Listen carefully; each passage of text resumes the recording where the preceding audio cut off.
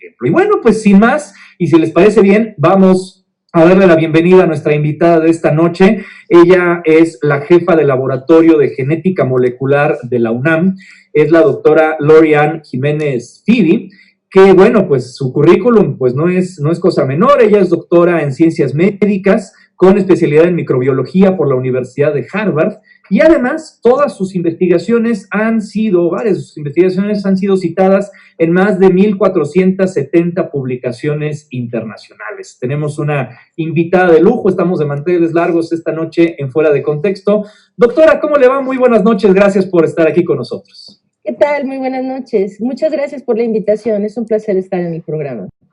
Gracias, doctora. Bueno, pues vamos, si le parece bien, vamos a platicar un poco, digamos, como el antecedente inmediato.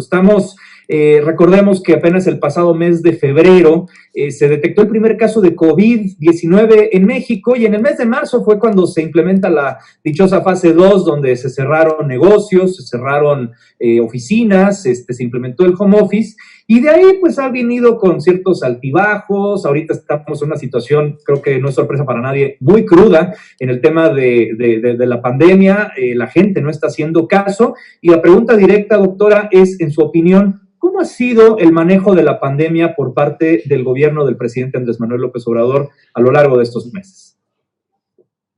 Bueno, para decirlo con claridad, el manejo de la pandemia ha sido negligente, insuficiente, ha sido equivocado.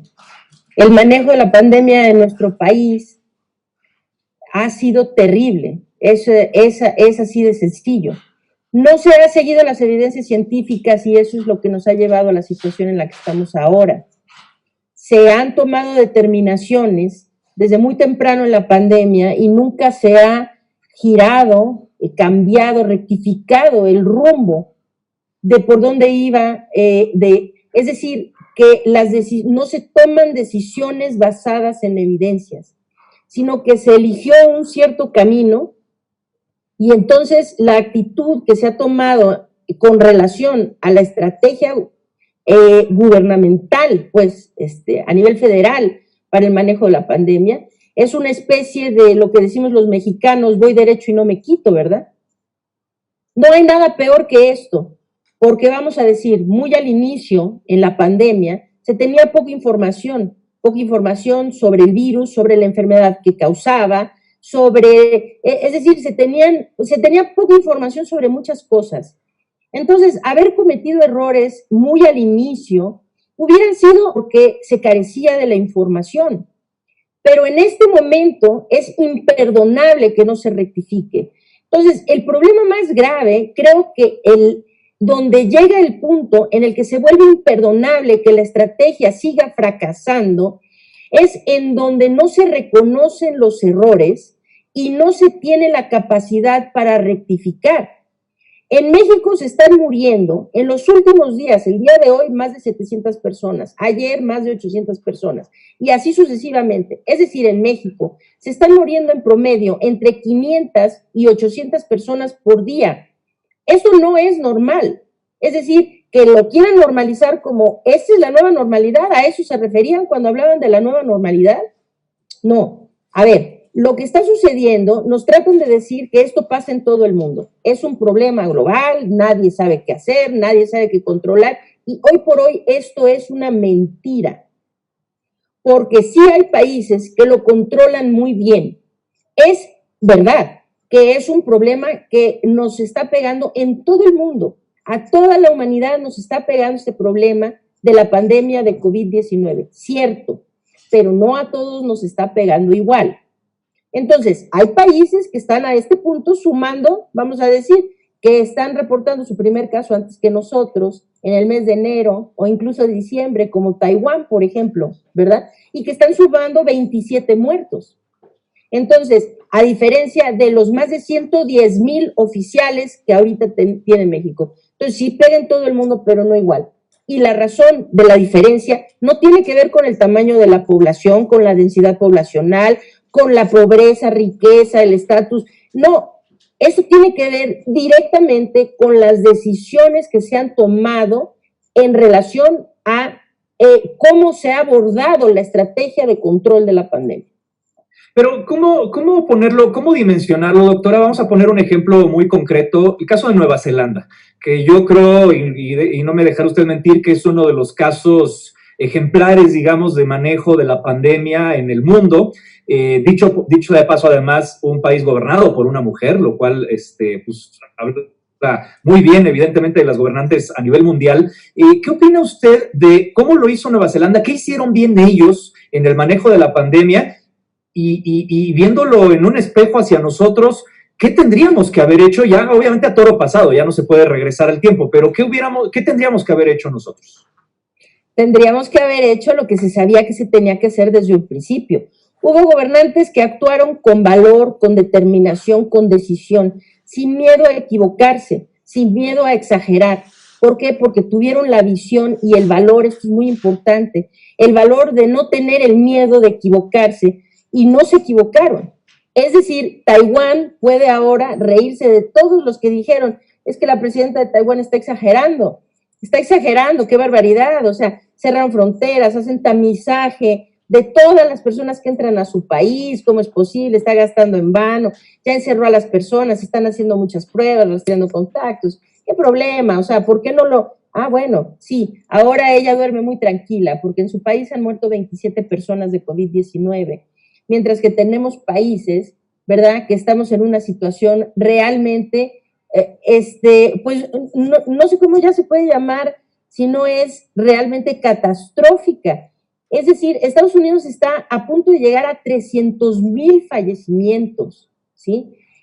Brasil está cerca de 200,000 oficiales, la India está en 140,000 oficiales, y nosotros, que somos el país que estamos en cuarto lugar a nivel mundial, estamos el día de hoy reportando 111,655 defunciones por COVID-19.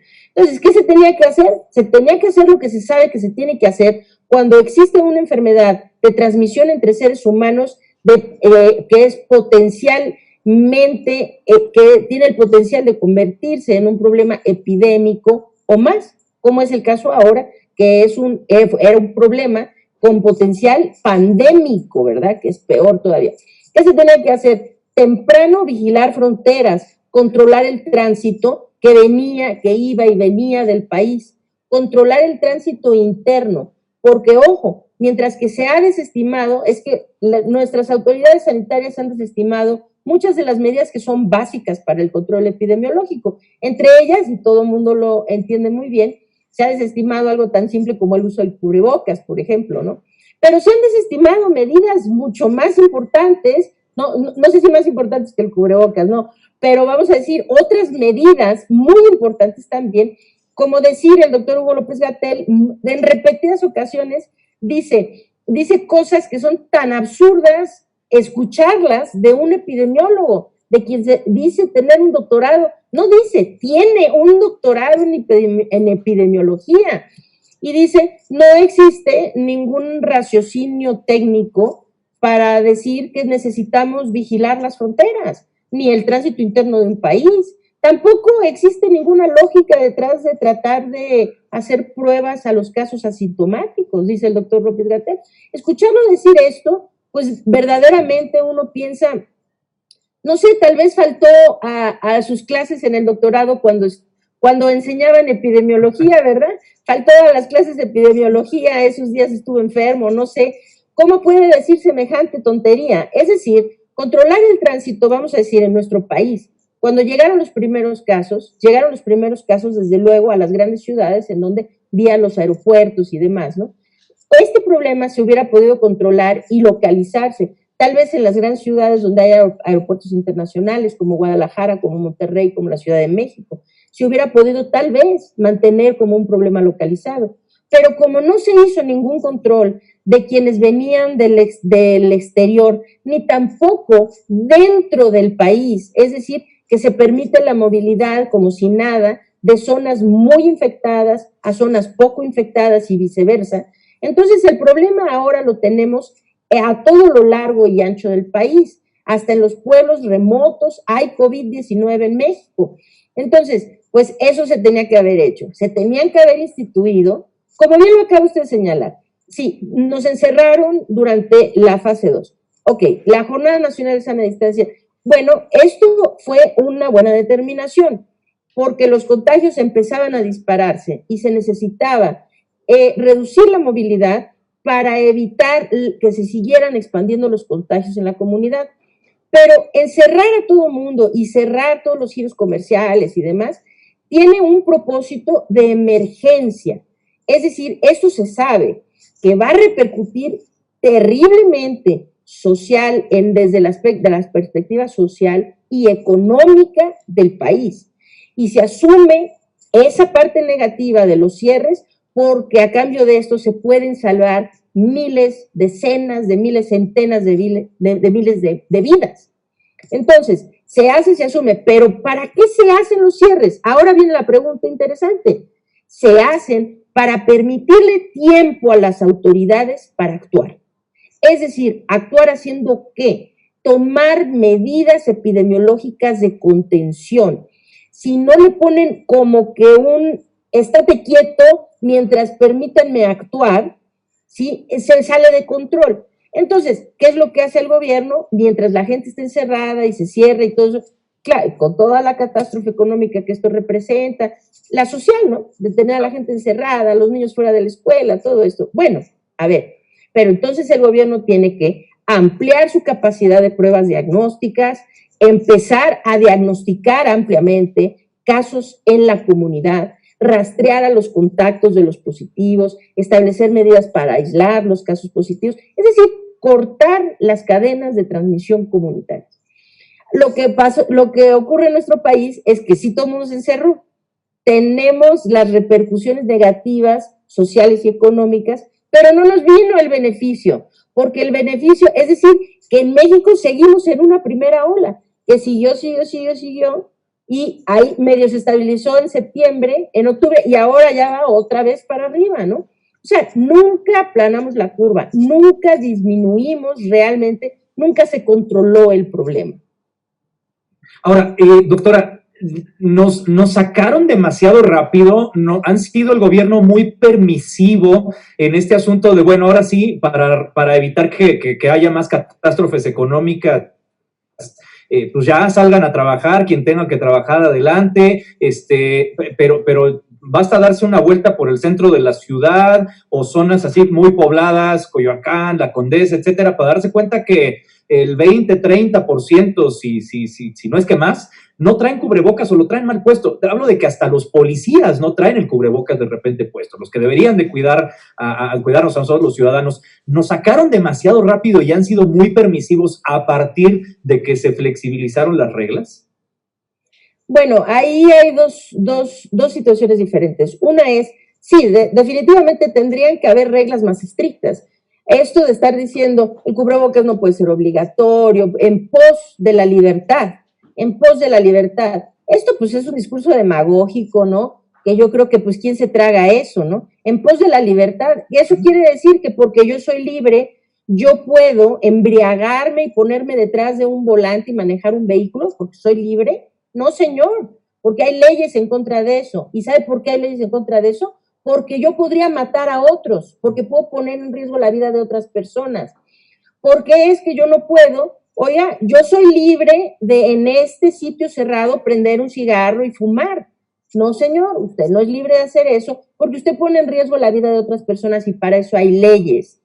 Entonces, el uso del cubrebocas no es distinto a eso. Y entonces se manejan muchas falsas dicotomías, ¿no? Es importante reactivar la economía. Si no existe la posibilidad de una reactivación real de la economía mientras no se controle la pandemia. Esa es la realidad. Entonces, es una dicotomía falsa. Controla primero la pandemia y entonces vendrá el control de la economía. Pero no puede ser de la otra forma. Entonces, esta es otra falsa dicotomía, ¿no? No, nosotros no vamos a usar la fuerza pública y obligar a las personas con coerción no, a ver, perdóneme, pero pues yo no he visto que nadie le tengan que linchar a alguien en un restaurante porque prende un cigarro. Hay leyes y la gente las sigue cuando las leyes existen y se hacen porque la gente se acate a las leyes vigentes. Entonces, esto es lo mismo, no portar cubrebocas, no usar un cubrebocas, no usarlo correctamente incluso, esto pone en riesgo la vida de otros, porque estamos ante una enfermedad en donde hay un porcentaje muy importante de personas asintomáticas, es decir, gente que no sabe que está infectada. Entonces, si hay tantas personas que pueden estar infectadas y no saben que lo están, estas gentes pues dicen, yo no me siento mal, no me pongo cubrebocas, andan por el mundo esparciendo el virus, es decir, infectando a otros. Y cuidado porque estamos hablando de una enfermedad letal, para la cual no hay cura. Entonces, pues si usted hace eso y pone en riesgo la vida de otros, pues eso merece un castigo, eso merece leyes formales en donde se haga, y no se trata de utilizar la fuerza pública y de hacer, no, se trata de establecer reglas claras para vivir dentro de criterios de civilidad y de respeto en la sociedad. Entonces, pues sí. Ahora, me hace usted otra pregunta, nos sacaron demasiado rápido. Ahora, esta es una pregunta que yo creo que la gente piensa, nos sacaron muy rápido, que nos vuelvan a encerrar y nos vuelvan a encerrar. Los encierros, por ejemplo, funcionan mientras esto vaya de la mano con las acciones gubernamentales de control, de contención de los contagios en la comunidad. Entonces, ahora estamos ante una disyuntiva. ¿Por qué? Porque el gobierno no tiene la intención de hacer contención epidemiológica, evidentemente, porque estamos ya llegando a los 10 meses y se sigue hablando de, no, ¿para qué vamos a hacerle pruebas a los asintomáticos? Ayer lo dijo el doctor López-Gatell, ayer en la mañanera, dijo, no, si los asintomáticos, pues ellos no son el problema, ellos se curan. También el doctor Ricardo Cortés en el Twitter estuvo mucho diciendo eso. No, los asintomáticos no son ningún problema, ellos se curan solos, con que se queden en su casa. No, a ver, perdón, los asintomáticos son el motor que dispersa los contagios. La razón por la que nos encontramos en esta crisis global es precisamente porque esta enfermedad tiene esa característica, que los asintomáticos son los que dispersan los contagios. Entonces, es importante, claro que es importante detectar a los asintomáticos, no para darles un diagnóstico simplemente o para sumar más cifras, es para identificarlos y decir, oiga, se necesita usted aislar para cortar sus cadenas de transmisión. Entonces, es muy importante. En nuestro país se sigue haciendo pruebas solo a los casos sintomáticos. Esto nunca va a resolver el problema. Cada vez que se habla de necesitamos ampliar la capacidad de pruebas, es como que todo el grupito del doctor López-Gatell, o sea, todos, su séquito y demás, parece que se cuelgan de la lámpara. ¿Cómo se les ocurre sugerir que necesitamos más pruebas? Señor, pues necesitamos más pruebas, esa es la realidad. Necesitamos una estrategia real de rastreo de contactos, de aislamiento de casos positivos. Esto es como se puede controlar. Entonces, ahora la pregunta es, nos sacaron rápido, mientras el gobierno no haga esa parte, entonces, ¿cuántos cierres más podemos tener? De vez en vez, pues sí, necesitan ya encerrarnos porque en la Ciudad de México, pues de repente, si ahorita no le ponen un hasta aquí, en las próximas semanas esto va a colapsar, porque estamos en un aumento de casos que es decir, incontrolable, ¿no? Entonces, ante esa disyuntiva, pues tarde o temprano, ya nos pasaron al naranja más oscuro, al más oscuro, el naranja rojizo, el naranja casi rojo, el naranja que está a punto de ser rojo, y eventualmente pues vamos a estar en rojo otra vez. Ok, pero a ver, si en ese periodo no se toman las medidas que se tienen que tomar, entonces el encierro pues son como medidas, es decir, esto se trabaja como reaccionando ante lo que está pasando, pero para controlar esto, esa estrategia reactiva no sirve. Es decir, lo que se necesita es ir adelante del problema y entonces ir a la defensiva, no ir a la ofensiva, ¿no? Entonces, pues cierran y otra vez alguien más al semáforo rojo, otra vez no sé quién regresa al naranja. Ok, ¿cuántos cierres más puede soportar la economía mexicana? ¿Cuántos empleos más se van a perder? ¿Cuántas pequeñas, medianas, microempresas están quebrando? Es decir, y esto es responsabilidad del gobierno que no ha controlado la pandemia. Pues van a tener que volver a cerrar, sí, porque si no, pues va a colapsar todo, ¿no? Entonces, pues hicieron esto y pegándole a la economía, no hubiera sido más sencillo que simplemente hicieran lo que tenían que hacer desde el principio. Por supuesto. Creían que se estaban ahorrando un dinerito y ahora, pues nada más estamos viendo cuánto le cuesta a México cada vez que tienen que volver a cerrar, mandar a la gente a su casa, o sea, que nos diga la industria restaurantera cuánto han perdido en este tiempo, la industria hotelera cuánto ha perdido en este tiempo. Es decir, y todos los micro y pequeños negocios, pues sí, ¿no? O sea, hubiera sido más barato, más sencillo, más efectivo, y nos hubiéramos ahorrado las casi 270,000 muertes reales que venimos arrastrando, ¿verdad? Si desde el principio mejor hubieran invertido tantito y le hubieran echado el esfuerzo para armar la logística, hacer más pruebas, rastrear, contener y mantener el problema controlado. Que además ya el presidente de la República dijo en su momento, quien tenga que quebrar, que quiebre, ¿no? Pues me parece lamentable viniendo del primer mandatario, ¿no? Pero doctora, si le parece bien, vamos a platicar ahora de la vacuna. El día de ayer se anunció pues este programa de vacunación para todo 2021 y una parte del 2022, donde de manera, pues podríamos decir coincidental, a ver si usted opina lo mismo, pues se asume que la mayoría de la población votante, es decir, personas arriba de los 40 años, van a ser vacunadas antes del mes de junio del próximo año. A partir del mes de julio, toda la población restante. La pregunta concreta es, ¿esto tiene algún sentido real? Es decir, ¿el programa de vacunación ante sus ojos como experta está bien planteado o realmente, no nos hagamos tontos, tiene un fin electoral?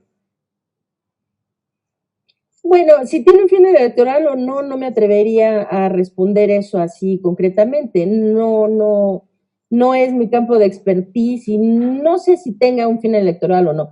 En estas épocas, que estamos en épocas electorales, pues parece que todo tiene un fin electoral, ¿no? O sea, respirar tiene un fin electoral, ¿no? Bueno, pues sí, ahora esto no estoy segura y si hay un plan maquiavélico detrás, no sé.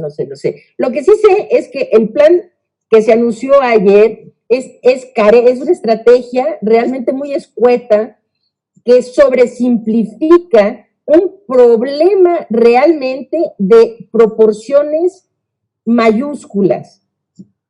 Estados Unidos ha calificado el reto de vacunar a su población. Ellos están dando de tiempo, Estados Unidos está dando de tiempo. De ahorita que se supone que en un par de semanas van a empezar a vacunar gente en los Estados Unidos con la vacuna de Pfizer, ellos están calculando que pueden la meta es tener el 70% o más de la población vacunada. Esa es la meta, ¿eh?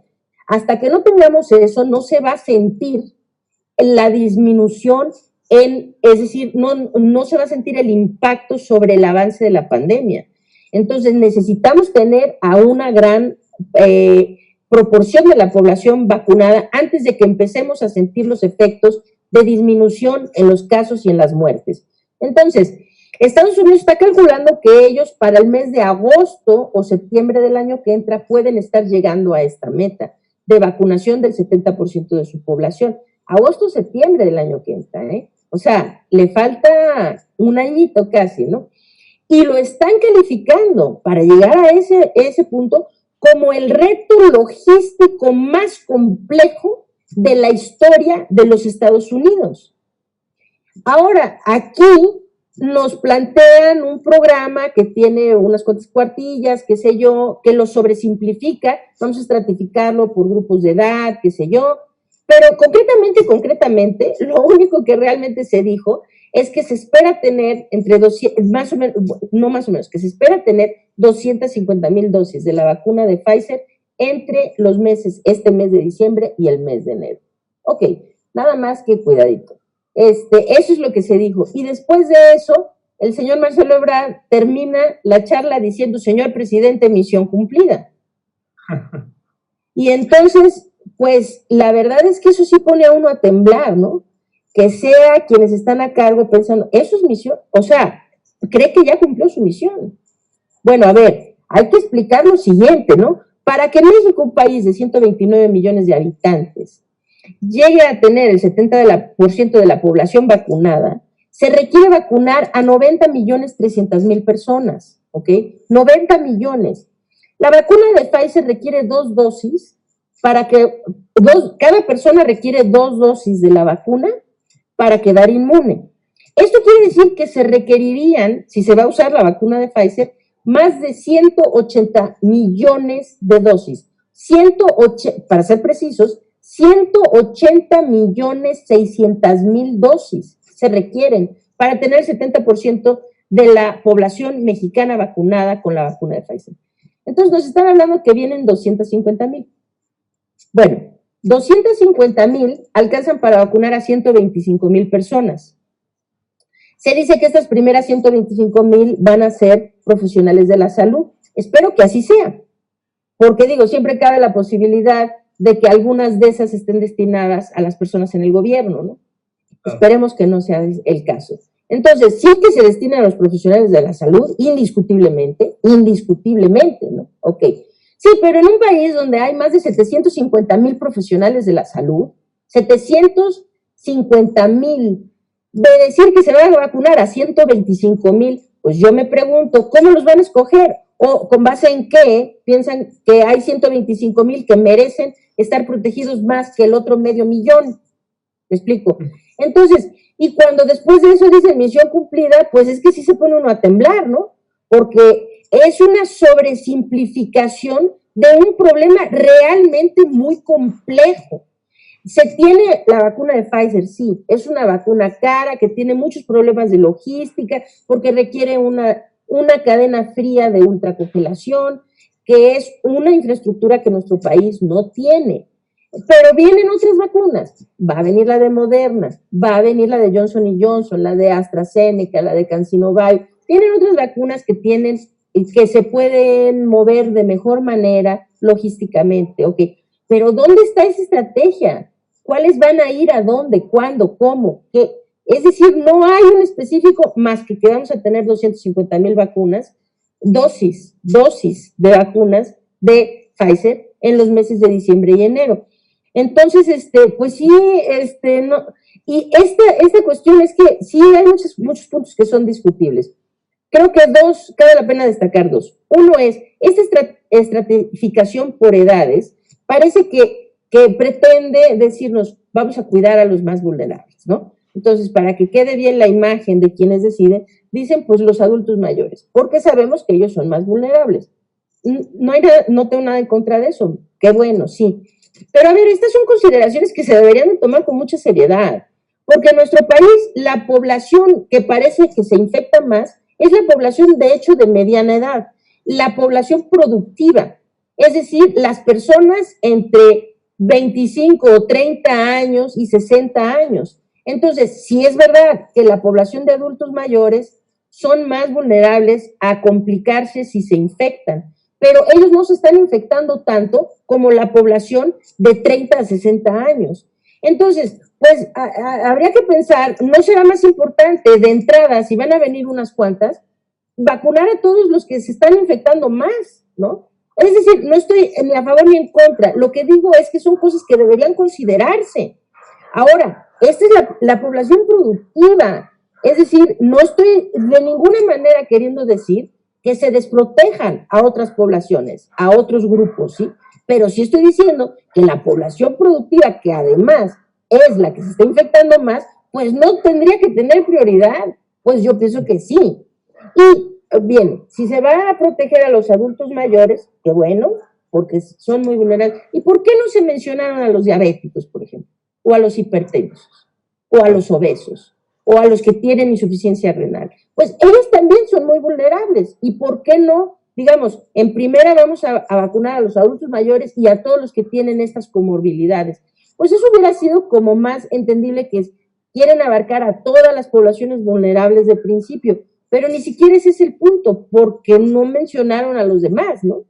Entonces, por eso digo que la estrategia, pues está muy flaquita. Es decir, necesitamos una estrategia seria de saber cómo, cuándo, dónde, es decir, concretamente, y no el atole con el dedo de que apláudanos, vienen 250,000 dosis de Pfizer, que no lo vamos a, es decir, qué bueno que haya 125,000 profesionales de la salud vacunados, sin duda, pero es decir, esto no es ni siquiera cerca de ser un inicio, digamos, sustancial. Si otros países están apartando millones, no apartando, ya tienen la compra hecha de millones de dosis de vacunas, porque saben que le tienen que entrar con todo para que esto tenga un efecto real sobre el desarrollo de la pandemia en su país. Ahora, doctora, el doctor Hugo López-Gatell ha mencionado a lo largo de distintas entrevistas el día de hoy que la vacuna solamente va a ser conseguida y suministrada por el gobierno, la va a manejar el ejército y no se va a poder conseguir entre particulares en hospitales privados, etcétera, aún queriéndola comprar. Cosa que en Estados Unidos, un gobierno donde el presidente actual, por cierto, es bastante parecido a nuestro presidente en este momento, pues en Estados Unidos se sabe que se va a conseguir perfectamente en hospitales privados sin problema. ¿Esto qué opinión le merece? Que no se pueda, que el gobierno tenga el monopolio total de esta vacuna. ¿Realmente obedece a, como dijo el doctor Hugo López-Gatell, un tema incluso hasta de seguridad nacional, del riesgo que podría implicar que hubiera hasta personas que se robaran la vacuna? Ay, es que hay un problema muy grande cuando es decir, que las voces políticas no pasan del discurso demagógico, ¿no? O sea, es una discursiva en un nivel tan plano y tan bajito, ¿verdad? O sea, como que no levanta, no alza el vuelo, ¿no? No podemos llevar el discurso a un nivel un poco de más altura en la conversación. A ver, no, es un problema, sí, es de seguridad nacional sin duda. Es decir, que estamos arriesgando la salud física, mental, económica de nuestro país. Es un problema de seguridad nacional sin duda, ¿ok? Pero ¿cuál es la mejor manera de resolverlo? Es decir, tener un gobierno que nos diga, es decir, lo que ellos dijeron ayer es, la vacuna va a ser gratuita para todos los mexicanos y no va a haber un mexicano que quede sin vacuna porque este gobierno lo va a hacer muy bien. Ok, bueno, eso atrae muchos aplausos, ¿no? Qué bueno que lo digan y qué bueno que vaya a ser gratuito y todo esto. Ahora, pues ya quitándonos un poquito de los espejismos y de esta cuestión un poco, de la bandera política. Sí, ¿no? Y de todo este rollo como dulce, ¿no? De vamos a hacer el bien a todo mundo y vamos a dar la vacuna gratis. Hablemos de la realidad. Sí, la realidad, estamos viviendo en un país en donde por más de un año no hay quimioterapias para los niños y los niños están muriendo de cáncer, ¿no? En donde nos faltan vacunas de sarampión, de tuberculosis, ¿sí? De papiloma, para el virus del papiloma humano, en donde hay escasez de un montón de medicamentos. Y nos están diciendo que no hay vacuna contra la influenza, por el amor de Dios, no hay vacuna contra la influenza, ¿sí? Y si hay vacuna contra la influenza es gracias a que por lo menos en los hospitales privados o en las clínicas privadas uno puede ir, bueno, pues ya no me alcanzó la que da gratis el gobierno, pues bueno, a lo mejor junto unos pesitos y sí me quiero ir a vacunar, pero tengo esa alternativa de irme a vacunar y pagarle a un médico porque me ponga la vacuna o comprarla en algún lugar, ¿no? Entonces, ahora, aquí es que sí, es un problema que vale la pena analizar de fondo, porque una cosa es que se quieran poner la bandera de porque vamos a hacerlo muy bien, la vamos a dar gratis, y ahora hay que pensar, ¿de veras tiene la capacidad nuestro gobierno de hacer esto? De realmente, porque es una inversión gigantesca. Y ahora, ¿realmente toda la población mexicana requiere la vacuna gratuitamente? Porque de hecho, la iniciativa privada y las personas que no la requieren gratuita, ¿por qué diablos no la van a pagar si pueden pagarla y gustosamente la pagarían? Es decir, que todas las gentes que sí pueden pagar la vacuna y que de hecho dicen, no, pues yo mejor me salto las trancas, si ya mi hospital privado tiene la vacuna, ¿por qué me voy a esperar a que me digan, yo tengo, no sé, 24 años, y por qué me voy a esperar al 2022? ¿Qué tal que yo ya me quiero vacunar? Si puedo pagar la vacuna, voy y me vacuno. Esto, no estoy diciendo que sea justo, porque desde luego que una persona de 22 años que no tiene el recurso económico se va a quedar sin vacunar hasta el 2022. Pero venimos o sea, ese es el punto precisamente. El gobierno va a tener la capacidad de vacunar a toda la población mexicana, los recursos económicos, la logística y todo para vacunar a los millones que se requieren para tener el 70%. Yo creo que pues esto sería una sinergia de ganar-ganar. Es decir, sí, claro, en iniciativa privada, pues compren las vacunas, vendan las vacunas. Hay muchos mexicanos que la pagarían, que no requieren que el gobierno se las dé gratis. Entonces, mientras no haya escasez, ahí sí hay un punto. Si va a haber acaparamiento y porque el sector privado compra vacunas, entonces el sector público no las tiene, pues ahí habría un problema, ¿no? Pero si esto no es el caso, si tanto el sector privado como el público pueden tener acceso a las vacunas, pues que el sector privado las traiga, eso le aliviana la carga al gobierno. Es decir, que son todas esas dosis que ya no tiene que comprar, no tienen que poner, es decir, ya es todo un sector de la población que pues ya se está encargando, ellos están encargándose de su problema, ellos se van a vacunar perfectamente. No entiendo por qué la necesidad de decir que no se permita, o sea, como que por ley no se puede, no creo que se pueda pasar una ley así, porque ¿quién le va a decir, vamos a decir, a uno de los grandes empresarios de nuestro país que tiene a su cargo 300,000 trabajadores, si se le pega la gana traer 300,000 dosis para vacunar a todos sus trabajadores, ¿quién se lo impide? Es decir, ¿qué ley le impide comprar esas dosis, traerlas y vacunar a sus empleados? No existe. Entonces, pues es una necedad, ¿no? O sea, yo creo que sí se tendría que pensar, insisto, mientras no haya esta parte de que el sector privado acapare las dosis y entonces el público se quede sin dosis, eso no. Pero si existe que los dos tengan, pues esto es benéfico para el sector, para el gobierno. Que se tenga todo esto y la gente que pueda pagarla, pues que la pague, está perfecto, ya se vacunaron, ya no se las tienen que regalar, o sea, no entiendo, creo que no hay mucha lógica detrás de eso, pero bueno. Sobre todo porque, bueno, leía un comentario que me dio mucha risa por la tarde, justamente aludiendo a este tema de la necedad del gobierno de acaparar la vacuna, que decían, yo no me imagino a Arturo Elías Ayub esperando su turno afuera del hospital La Raza para vacunarse, ¿no? Pues sí, no nos lo imaginamos ni el ingeniero Carlos Slim, pero bueno, habrá que ver cómo lo terminan solucionando. Nos están llegando muchas dudas, doctora, de la gente que nos está preguntando cuestiones puntuales, técnicas sobre la vacuna. A ver, seguramente usted como especialista nos podrá responder varias de ellas. A ver, esta vacuna nos sirve para todas las cepas de COVID. Hasta donde yo me había quedado son, creo que 7 cepas, algo así, distintas de COVID. Estas vacunas que estarán llegando, ¿serán para todas las cepas o nos ofrecen inmunidad para la mayoría? ¿Cómo se detecta este tema? Sí, es que la gente no tiene buena idea de lo que se refieren las cepas. De hecho, no es que hayan 7 cepas. Es decir, de COVID-19 ahorita hay documentadas más de 483 mutaciones diferentes del virus.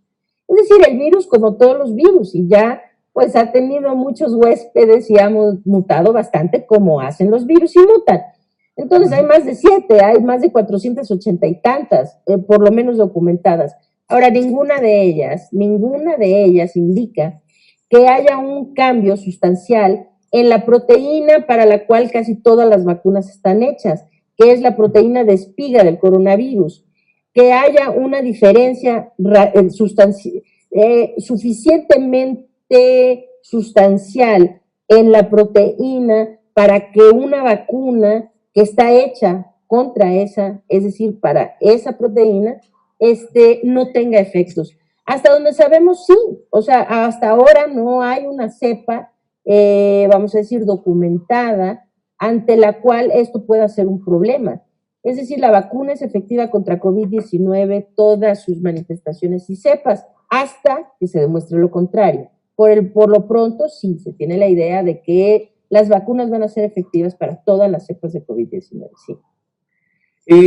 Por otro lado, también nos preguntan si las vacunas pues vienen de distintos países, principalmente el caso de Estados Unidos, algunas de Rusia, China.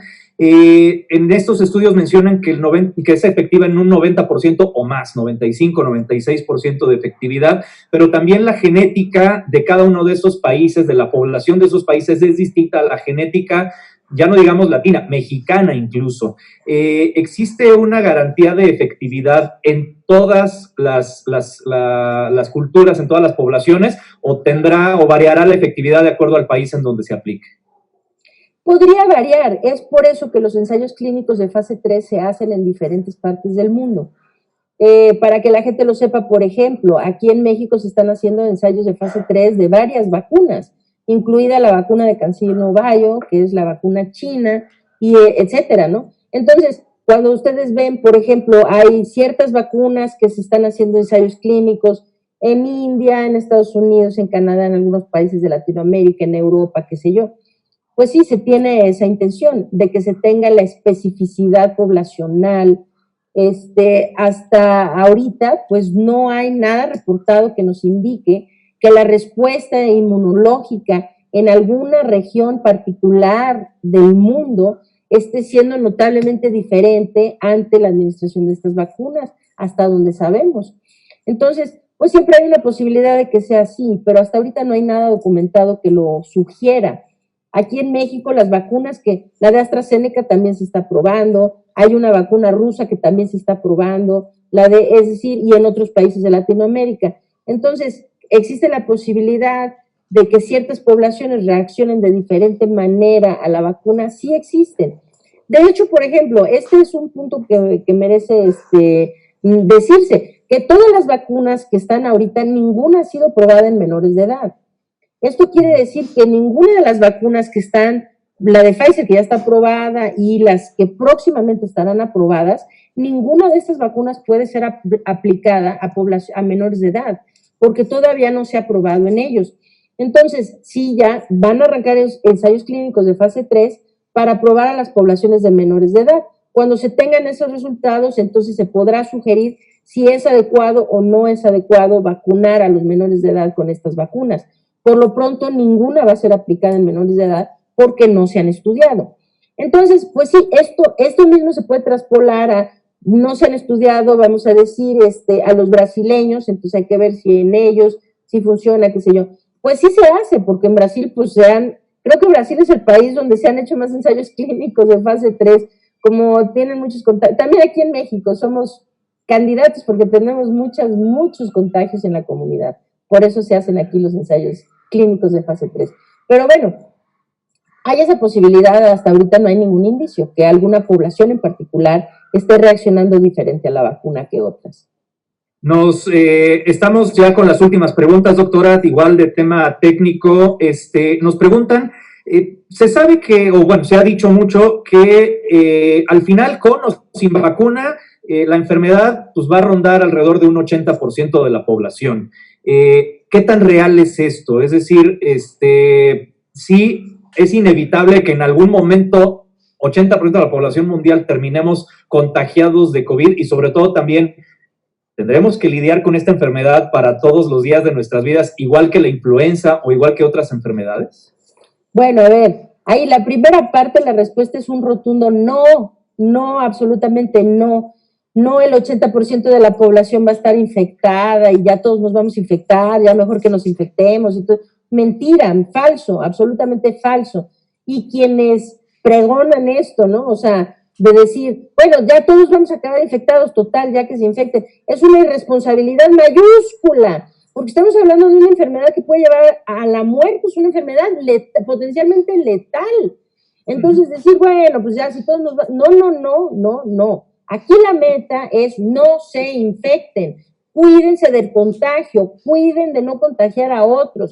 Aquí la meta es no se contagien, porque no saben quiénes son. Si usted es una persona que va a terminar en un ventilador y muriéndose a los 5 días, ¿verdad? O si usted va a ser un asintomático que le pase como si nada la enfermedad, pero ¿quiere usted arriesgarse a eso? Pues yo no. O sea, no es verdad. Y ahorita lo que se ha hecho de tamizajes, por ejemplo, serológicos para saber en la población qué porcentaje, vamos a decir, de los españoles ya fueron infectados o de los norteamericanos, qué porcentaje. Los porcentajes son minúsculos. Es decir, no estamos ni cerca de llegar al 80%. Es decir, que se tienen reportes en las poblaciones donde se reportan muchísimas o sea, como una proporción muy amplia de la población que fue infectada, con tamizajes serológicos de anticuerpos, vamos a decir que poblaciones así que tienen los porcentajes más altos rayan en el 20%. Es decir, que el 20% de la población está infectada en los lugares donde ha habido de veras infección muy, muy severa, ¿no? O sea, muy diseminada en la población. Entonces, esto es falso y es una irresponsabilidad de estar diciendo eso. Lo que debemos estar, la meta debe ser, no se contagien. Esa tiene que ser la meta. No decir, ya, pues ya, no, porque va a venir una vacuna y tal vez incluso antes de la vacuna, tal vez alguna cura. Van a venir antivirales, van a venir tratamientos efectivos. Es decir, si esta catástrofe que estamos viviendo va a pasar, tarde o temprano va a pasar. Pero cuando pase, pues vale más la pena que usted siga vivo, ¿verdad? Y que sus familiares sigan vivos y sus amigos sigan vivos. Y entonces, pues hay que aguantar tantito y seguirnos cuidando y ver que no nos infectemos. Si nos infectamos, hay que buscar atención médica temprana. Esto es lo que nos da las mayores probabilidades de poder sobrevivir a COVID. Entonces, la respuesta rotunda es no. No todos nos vamos a infectar y pues más vale que traten de no hacerlo. Esa era la primera parte. La segunda parte de la pregunta era ¿qué?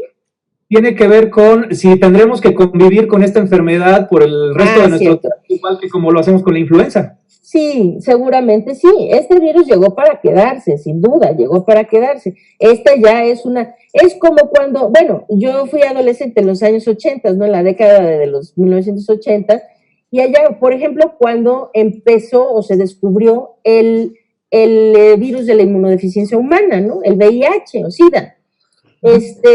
Pues, una infección nueva, pues sí, pues llegó para quedarse, aquí seguimos con VIH, ¿no? Pues ahora COVID-19 es una infección que llegó para quedarse, ya es una infección de los seres humanos y aquí va a seguir. Ahora, ¿cómo necesitamos convivir con el virus?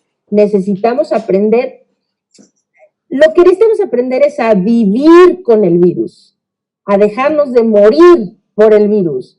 Y como hacemos eso, lo hacemos con educación, con prevención, con atención temprana, con la ayuda, desde luego, de las vacunas que van a venir, no muy pronto, pero vamos a decir en el próximo año, año y medio, 2 años, pues habrá ahora sí una proporción muy grande de la población vacunada, esto va a ayudarnos, vendrán tratamientos, y entonces cada vez nos iremos preocupando menos y menos de COVID-19, pero así como que llegue un momento en que lo erradiquemos, pues vean cuánto tiempo hemos estado vacunando y haciendo para sarampión, para polio, y no son enfermedades que están erradicadas. Entonces, pues COVID-19 seguirá aquí. Hay que aprender a vivir con el virus y sabernos cuidar para seguir viviendo, ¿verdad?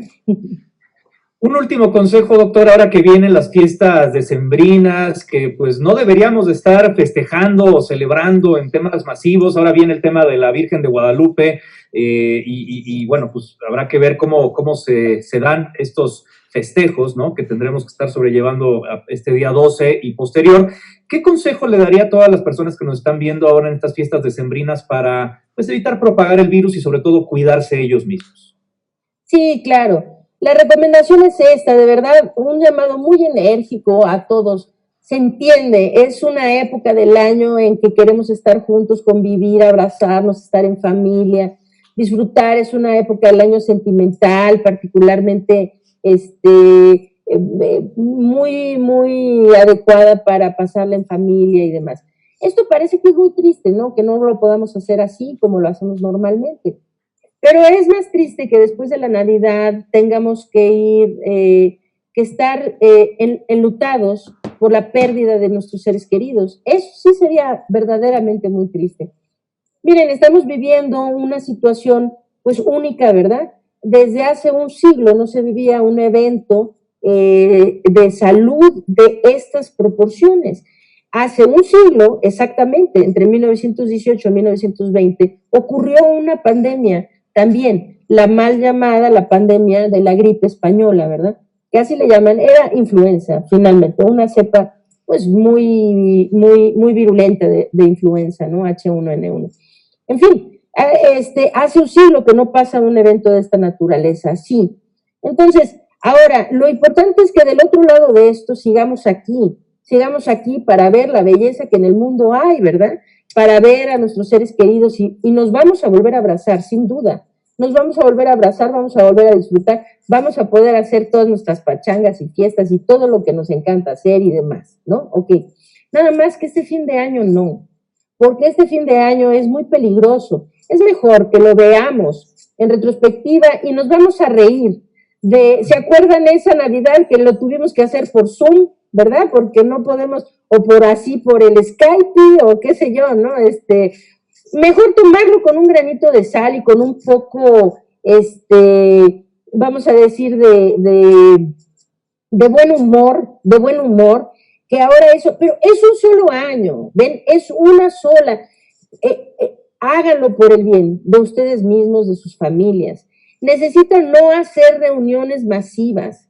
Si se reúnen con gente que no vive en su domicilio, ¿sí? Con las personas que ya viven en el domicilio, se puede tener la cercanía física, desde luego, porque pues es la gente que ya vive con nosotros en casa, ¿no? O sea, y bueno, si estamos sanos todos, y la realidad es que si uno se enferma, nos vamos a enfermar todos, ¿no? Pero ahí podemos tener esa cercanía física que necesitamos todos los seres humanos. Pero incluso nuestros familiares muy queridos que no viven en nuestro mismo domicilio, ellos vienen de fuera, no sabemos qué es lo que vienen cargando y no sabemos qué podemos dejarles a ellos, porque a lo mejor nosotros estamos infectados, los vamos a infectar a ellos. La propagación del contagio es muy peligrosa y se da de una forma muy fácil. Entonces, lo mejor es disfruten con la gente que vive en su propio domicilio. Si ustedes viven solos, yo, por ejemplo, voy a pasar mi Navidad sola. Mis hijos tienen este año compromiso con su padre y van a pasar la Navidad allá. Voy a pasar la Navidad aquí sola y no voy a llorar, ni me voy a deprimir, ni me voy a sentir mal. Lo que voy a hacer es hacerme una cenita bonita, voy a disfrutar, escuchar un poco de música, ponerme con algunos amigos que van a estar en la misma situación que yo, así a través de un Skype o de un Zoom o de un no sé qué. A lo mejor nos tomamos una copa de vino, festejamos la Navidad. En los años por venir nos vamos a acordar, híjole, ¿se acuerdan de esa Navidad cuando la pandemia? Pero ¿saben qué? Nos cuidamos todos y evitamos el contagio. Yo de verdad exhorto a la población de cuídense muchísimo. Se entiende que queramos tener fiesta, celebrar, pasarlo en familia. Este año no es prudente hacerlo. Necesitan mantenerse dentro de su burbuja de protección, que es la gente que vive dentro de su hogar. Y entonces, por un año, ese sacrificio va a valer la pena. Es momento de cuidarnos, de cuidar nuestras vidas y de la gente que nos rodea. Entonces, esa sería mi recomendación. Doctora Lori-Ann Jiménez Fibi, jefa del Laboratorio de Genética Molecular de la UNAM, le agradezco mucho por haber estado con nosotros aquí en Fuera de Contexto. Que tenga una maravillosa noche y gracias por ilustrarnos. ¿Nos quiere compartir sus redes sociales para que la gente, si tiene alguna duda, le pueda preguntar directamente? Claro que sí, estoy en Twitter. La verdad es que no me meto a Facebook, entonces, si me quieren seguir en redes, Twitter es @L Jiménez, con X al principio, Z al final, Fibi, todo corrido. Fibi es F-Y-V y latina E. Pero les recomiendo mejor que sigan la iniciativa que encabezo, que es Salvemos Conciencia. Salvemos Conciencia está en Twitter, en todas las redes sociales como Salvemos.org, y nuestra página de internet es salvemosconciencia.org. Ahí pueden encontrar mucha información útil para protegerse del contagio, para autovigilarse en casa, para buscar atención médica temprana a COVID. Es decir, a eso nos dedicamos, a tratar de salvar vidas a través de la información científica y del apoyo a la comunidad. Entonces, sigan a Salvemos Conciencia. Esa es la recomendación que les hago. Importante seguir a Salvemos Conciencia. Muchas gracias, doctora, por acompañarnos en esta noche, y a todos ustedes también por sintonizarnos, por vernos en esta noche, en este último episodio de la primera temporada de Fuera de Contexto. Nos vemos en el 2021 para más programas, más análisis y más debate político de México y del mundo. Que tengan una muy buena noche. Mi nombre es Kike Ortega. Pásenla muy bien. Feliz Navidad.